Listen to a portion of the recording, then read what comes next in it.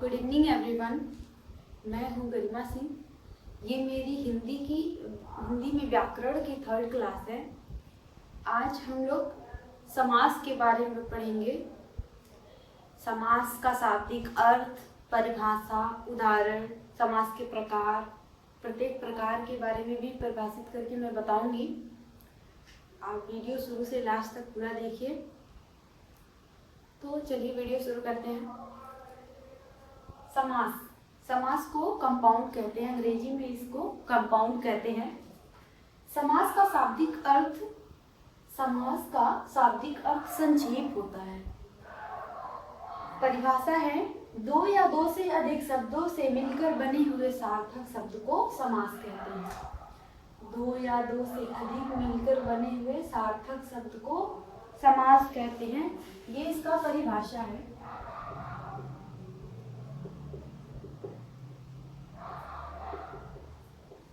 परिभाषा है। उदाहरण में बताती हूँ कि कैसे।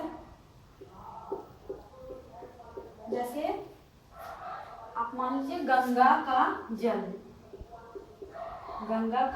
उदाहरण मैं देती हूँ। गंगा का जल, तो इसमें पूर्व पद क्या होगा? पूर्व पद गंगा होगा, पूर्व पद, उत्तर पद जल होगा।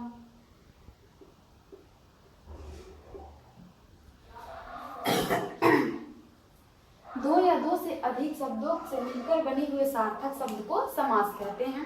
जैसे यहाँ पे दो से अधिक शब्द हैं, इसको मिला के कोई शब्द बन सकता है क्या? तो हाँ, बन सकता है। इनको मिला के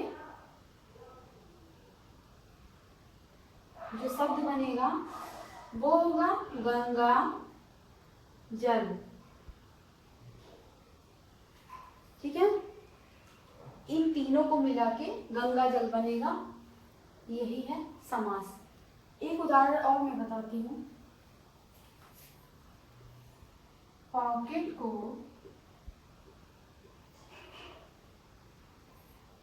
मारने वाला।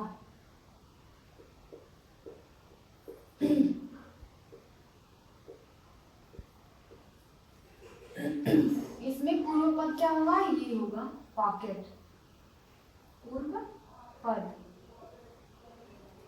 उत्तर पद क्या होगा? तो होगा वाला, उत्तर पद वाला होगा।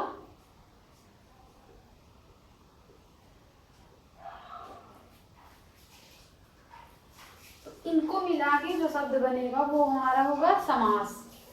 तो यहाँ पे होगा पॉकेट मार। ठीक है, ये हमारा समास का उदाहरण है।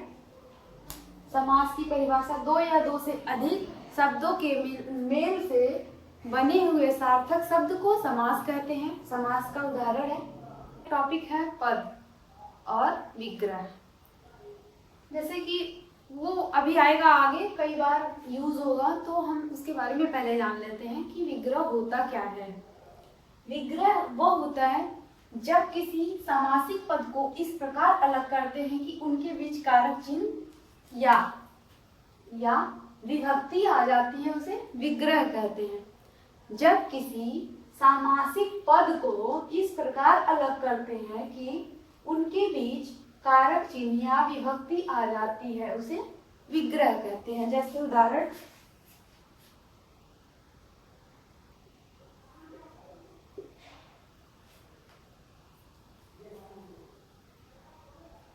रसोई घर। रसोई घर का जब विग्रह करेंगे तो होगा रसोई वाला घर।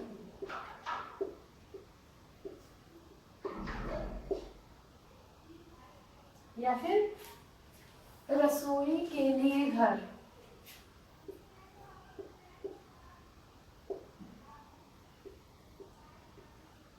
रसोई के लिए घर। तो इस समासिक पद, ये समासिक पद है और इनके बीच जो विग्रह आ रहा है, ये पूर्व पद और उत्तर पद के बीच में जो विग्रह आ रहा है, इसे ही विग्रह कहते हैं। ये जो कारक है, इसे विभक्ति कहते हैं। विभक्ति या कारक चिन्ह कहेंगे, कारक कहेंगे। इनके कारण इनके बीच की दूरी अधिक हो रही है, तो पूर्व पद हुआ और ये हुआ हमारा उत्तर पद। और बीच की जो शब्द है, बीच के शब्द होंगे वो विभक्ति होंगे, तो ये विग्रह कहेंगे। पद क्या होता है? तो पद वो होता है वे शब्द जो अपने साथ कोई कारक लाते हैं उन्हें पद कहते हैं। मैं उदाहरण द्वारा समझाती हूँ। पहले तो पद को परिभाषा द्वारा लिख लेते हैं, परिभाषित कर लेते हैं। वे शब्द जो कारक लाते हैं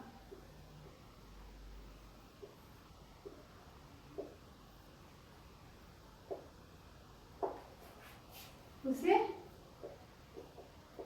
पद कहते हैं।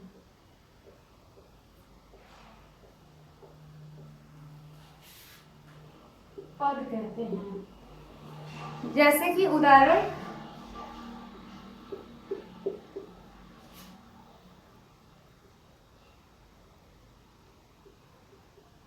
तुलसीदास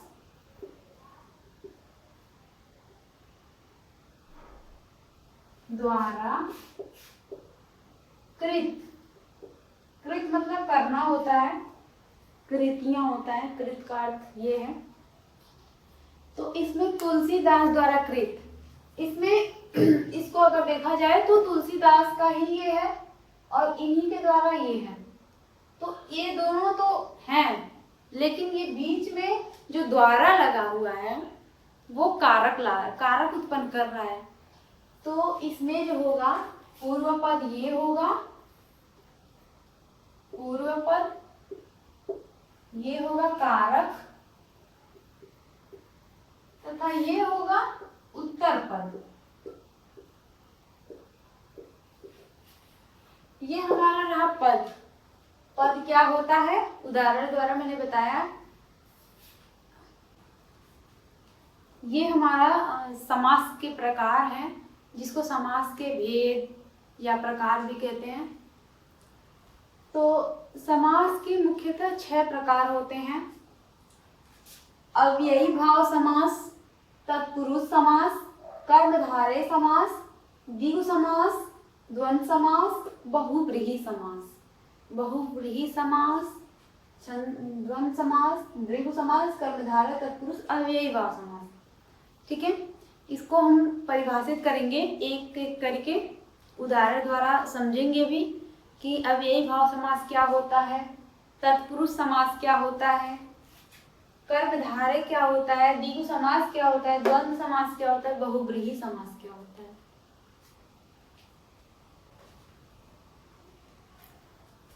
समास के प्रकार में सबसे पहला है अव्ययी भाव समास। अव्ययी भाव समास में क्या होता है, इसके नियम होते हैं, कुछ नियम हमें पढ़ने होंगे, याद करने होंगे, उसी के अनुसार हम बता पाएंगे कि उदाहरण में दिया गया समास कौन सा समास है। नाम दे दिया रहेगा, प्रश्न में नाम दे दिए रहेंगे और आपको बताना रहेगा कि कौन से समास है ये, तो उसके कुछ नियम हमें पढ़ने होंगे। इसमें पहला पद प्रधान तथा शेष पद अव्ययी क्रिया विशेषण होता है। अव्ययी भाव समास में इसमें पहला पद प्रधान तथा शेष पद अव्ययी क्रिया विश्लेषण होता है, क्रिया विशेषण होता है। जैसे कि प्रतिदिन, प्रतिदिन का क्या होता है, प्रत्येक दिन। प्रतिदिन का अर्थ क्या होता है, प्रत्येक दिन। ऐसे ही यथा समय क्या होता है, यथा समय का अर्थ क्या है, समय के अनुसार।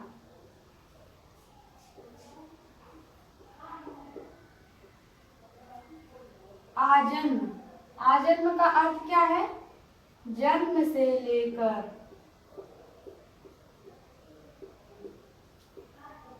ऐसे ही चौथा है यथाशक्ति। यथाशक्ति का शक्ति के अनुसार।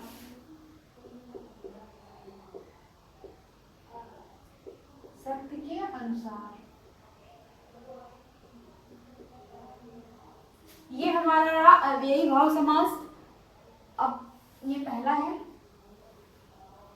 इसके ये उदाहरण है 4, इसका ये नियम है। अब इसे दूसरा प्रकार है तत्पुरुष समास। तत्पुरुष समास में इसमें दूसरा पद प्रधान होता है। तत्पुरुष समास का दूसरा पद प्रधान होता है। ऐसे ही तीसरा समास है। समास के प्रकार में तीसरा प्रकार है कर्मधारय समास। कर्मधारय समास में नियम है, जिस तत्पुरुष समास में दोनों पद एक ही विभक्ति में हो उसे कर्मधारय समास कहते हैं। जैसे कि एक ही विभक्ति का अर्थ है, जैसे कि घनश्याम। घनश्याम में घन जैसा श्याम, इसके जैसे ही ये है, लेकिन जैसा हम लोग कहते हैं कि उसके जैसा घर, तो जो उसका कह रहे हैं, उसका जहाँ पे बनवाने के लिए कह रहे हैं और जहाँ पे बना हुआ हम देख के आए हैं वो दोनों सेम है। जैसे कि उसके जैसा कपड़ा, तो कोई लड़की है जो ड्रेस पहनी है, वैसे ही हम चाहते हैं लेना, तो वो दोनों सेम है लेकिन सेम लेकिन अलग अलग बोलते हैं, तो वो दोनों का अर्थ एक है, कपड़ा है। इसमें घनश्याम मेन है, घनश्याम घन जैसा श्याम। नील कमल, नील कमल में नीला नीला रंग है और कमल अलग है, लेकिन इसको मिला दिया जाए तो नील कमल हो जाएगा, नील कमल। ये हमारा रहा कर्मधारय समास। समास के चौथे प्रकार में से एक है द्विगु समास। द्विगु समास क्या होता है? द्विगु समास वह होता है जिसमें प्रथम पद संख्यावाचक तथा उत्तर पद, अंतिम पद या उत्तर पद समूहवाचक हो, वो द्विगु समास कहलाता है। जैसे चौराहा, चार मुखों का रास्ता होता है जो वो चौराहा होता है, तो इसमें जो 4 आ रहा है ये नंबर है, और मुखों का रास्ता, 4 मुहों का रास्ता मतलब कई रास्ते अलग अलग हैं, नंबर भी है और समूह भी है, तो ये होगा चौराहा। चौराहा का हो जाएगा, ये द्विगु समास में आएगा। नवरत्न, नवरत्न क्या होता है? नवरत्न वो होता है, नौ में, नौ का मतलब है 9 और रत्न, तो ये 9 अलग है और रत्न अलग है। इसमें ये संख्या है और ये रत्न है, ये समूहवाचक में आ रहा है, ये संख्यावाचक में आ रहा है, तो ये भी द्विगु समास होगा। एक दंत, एक दंत का अर्थ क्या है? एक दंत में एक जो है वो संख्यावाचक है और दंत जो है वो समूहवाचक है, तो ये भी द्विगु समास के अंतर्गत आएगा।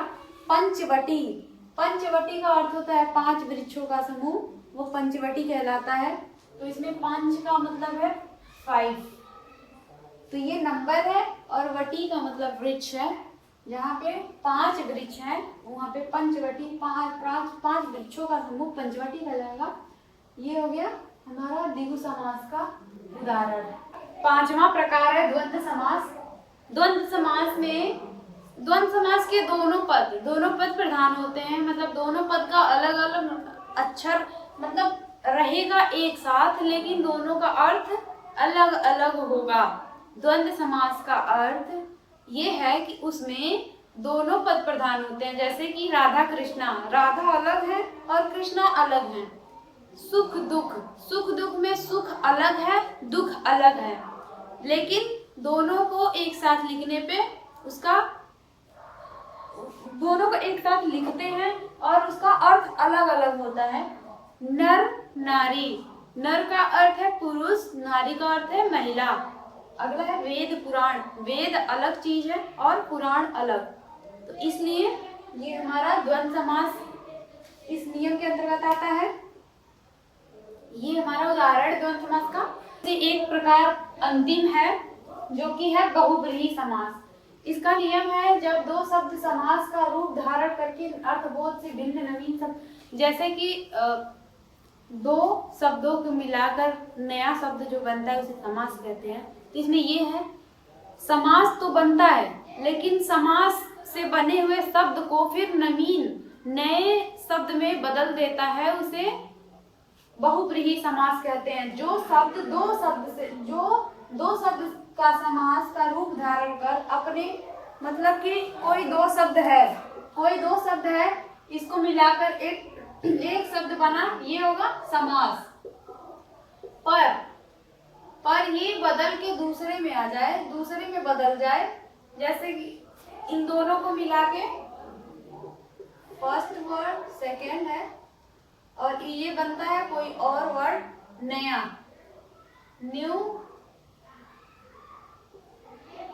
नया शब्द बनता है। और ये नया शब्द क्या कहलाता है? समास कहलाता है। पर ये नए शब्द से जो समास है, नया शब्द बना हुआ है, ये फिर अपने आप को बदल के नए शब्द के रूप में परिवर्तित कर दे। जैसे कि दशानन का क्या अर्थ है? दशानन का अर्थ ये है 10 मुखों वाला, ये इसका समास हो गया दशानन, 10 मुखों वाला। लेकिन 10 मुखों वाला बदल के फिर हो गया रावण, तो इसका परिवर्तन 2 बार हो रहा है, ये होगा बहुब्रीहि समास। ऐसे ही लंबोदर का अर्थ क्या है? लंबे है जिसके उदर, ये इसका समास हो गया लंबे है जिसके उदर।